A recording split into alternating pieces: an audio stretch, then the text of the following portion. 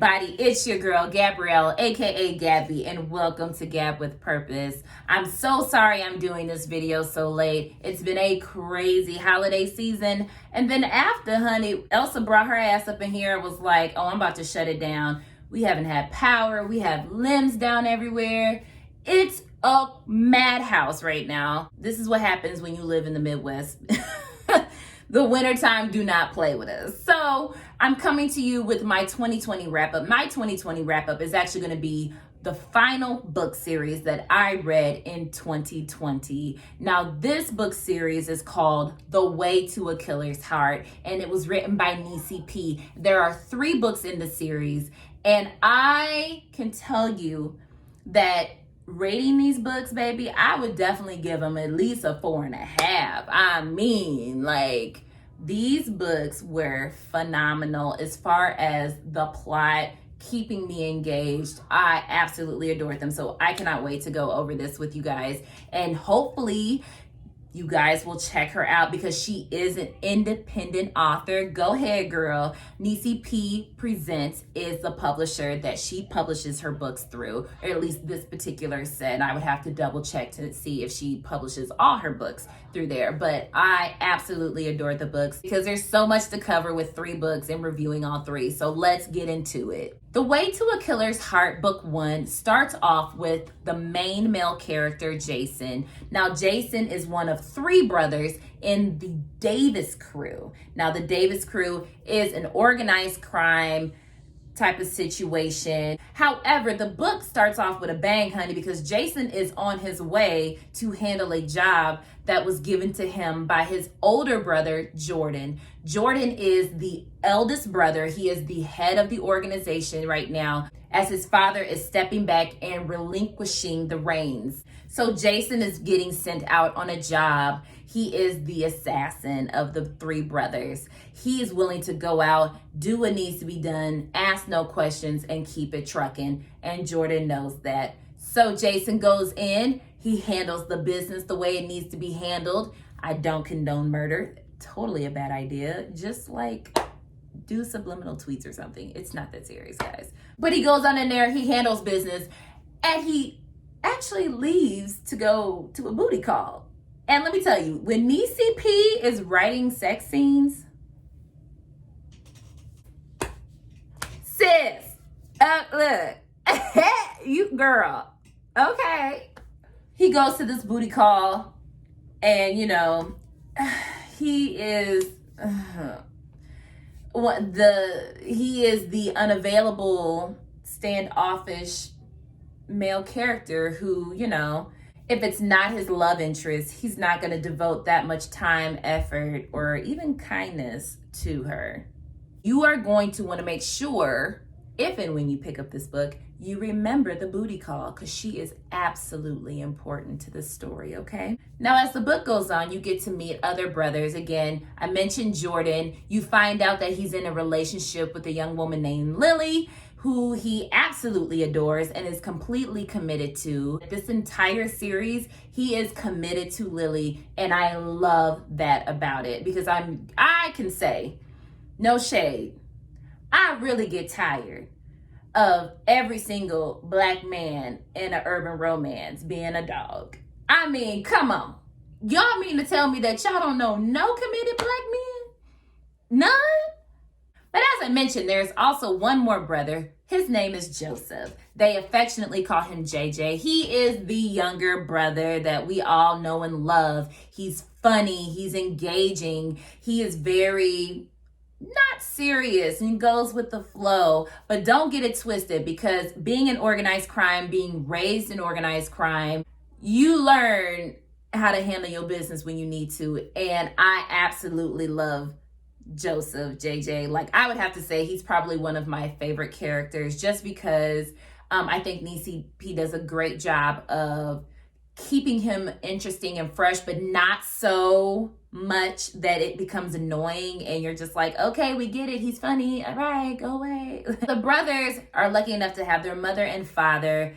They are great parents, loving, kind. It's a great relationship between them and their parents, which I love to see, like healthy dynamics of, parents and their children in a book like this. But then we definitely want to know, who is the female main character? Who is the love interest? How does the story get to be a romance? Baby, it happens in a grocery store. Jason is taking his mother to the grocery store, and lo and behold, he meets Joelle. Now, it's Joel. I understand that's Joel for a lot of people, but I'm just going to call her Joelle. Sister Neicy P, if I'm saying it wrong, you are more than welcome to correct me. I just really like Joelle, and I think it read better for me when I called her Joelle.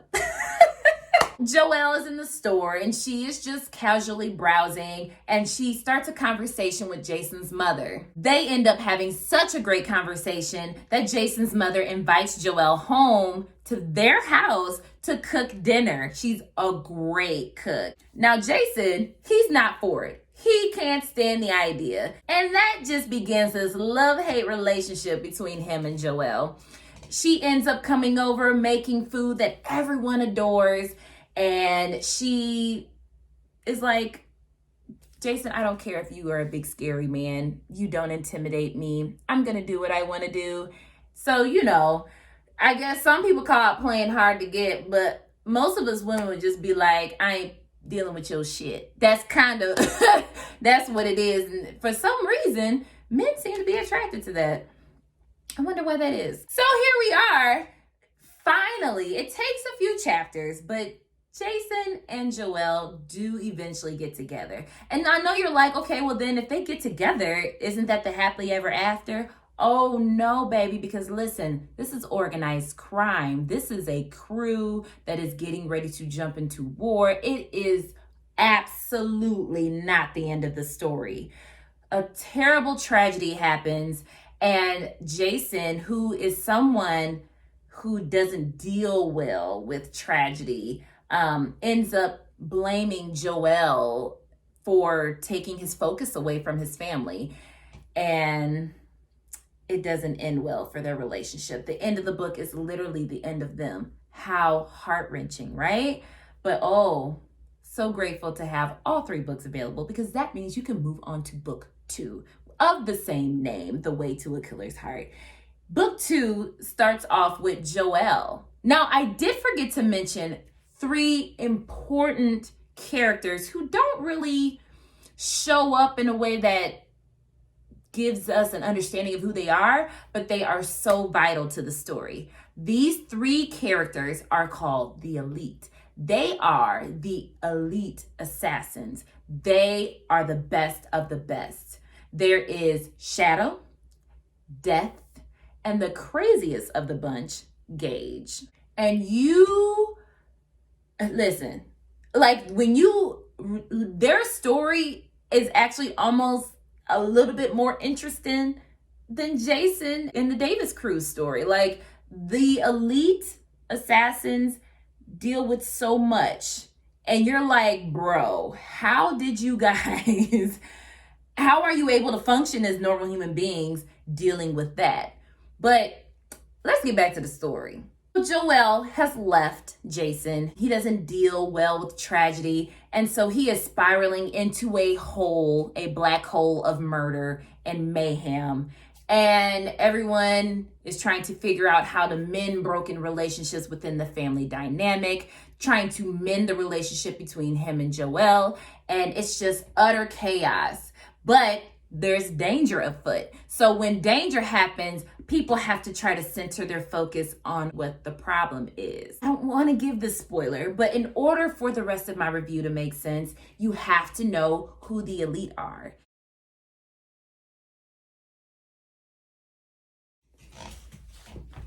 Mind blown. My mind was completely blown when I found that out. I was like, are you for real? Are you for real? You're like, wait a minute now, because there was things in the first book that there's no indication, but when you really go back, if you go back and read like I do, I need to know if there was a clue that I missed out on. If you go back, you kind of figure out like, oh, I see how you snuck that in there. That's one thing I love about Neicy P. She writes in a way that is going to keep you engaged, honey. You want to know who is the killer. You want to know who's the love interest. You want to know what happens next. You want to know how these people are going to mend this fractured, broken relationship. And it ends up being almost a necessity for them to do so because there are other components to mending their relationship. And book 3, like I said, I don't want to give too much away because it's such a great story, and the experience of it, of finding out all these secrets and how all of these things connect together, it will just blow your mind. It will blow your mind. So if I decide to actually edit out the part where I tell you who, because, I really don't want y'all to know. I really want you to go read this book. If you have Kindle Unlimited, all 3 are on Kindle Unlimited. If you don't have Kindle Unlimited, I will put the prices here for each book. I want you all to go check these books out because the book gets so convoluted with mystery and all this mayhem and secrecy and forgiveness and love and hate and desperation and revenge. It's so good. So, how do I feel about this book? Well, if you have to ask, you haven't been listening, because I absolutely adore it. The one thing I really, really enjoyed about these books were that they were so involved. Like, the plot really just took the stories along. And I thought after I finished the second book, I was like, why is there a third book? This doesn't make any sense. And I will say that at some points, the book kind of drags just a little bit for a few pages, maybe a chapter. But after that, you really get into the story once again. You're really taken along on this journey. You want to know more about the elites. You want to know more about Jason and how he's going to overcome. And the last book, you even meet more people who help you to better understand why Jason is the way he is, what happened to really fuck his head up. It's everything. And the sex is good. I would listen. So I love it. I love it. I love the story. I love the books. I love the plot. As an editor, I have to, even though it's really annoying when people make note of stuff like this, but I definitely think this book the series would have benefited from, even a proofreader for the very last before you get ready to go, and make it available. I think the story is really good. There were some bumps in the road as far as the flow, and even some things that some mistakes that kind of throw you off, and you're like, whoa, where'd that come from? Was this supposed to be here?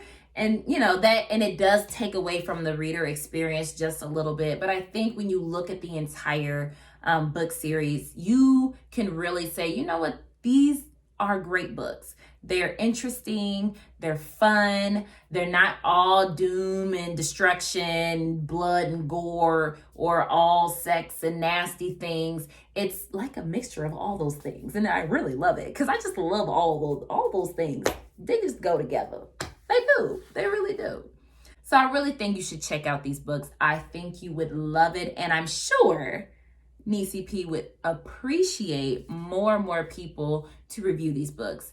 Again, you can go to Amazon if you have Kindle Unlimited and read all 3 for free, or you can purchase them through Amazon. And if she does offer them anywhere else, I'll be sure to put that information in the description so you can check out these books. Phenomenal job, Neicy P. I'm excited that I've discovered who you are and been able to read some of your work. I can't wait to have a chance to read more of your work, but you absolutely deserve the high ratings that you have for these books because they really are great. I'll be sure to link Neicy P's social media in the description, along with where you can find her books. I'm so excited I discovered these books, and I can't wait to have the opportunity to read some more of her great work. As far as final book series of 2020, I'm pretty satisfied. I'm so glad that these were the last books that I read because they were so interesting and so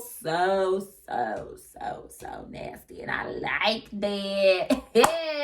Would I read these books again? Abso-freaking-lutely. I would totally read these books again.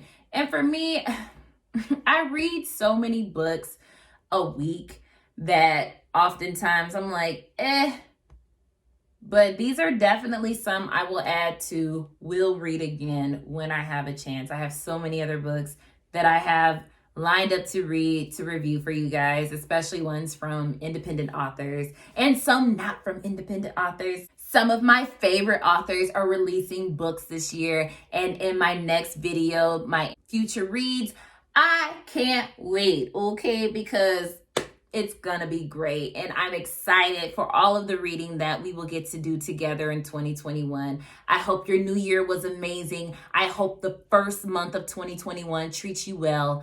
Don't forget to choose love, be easy on yourself. I'm out.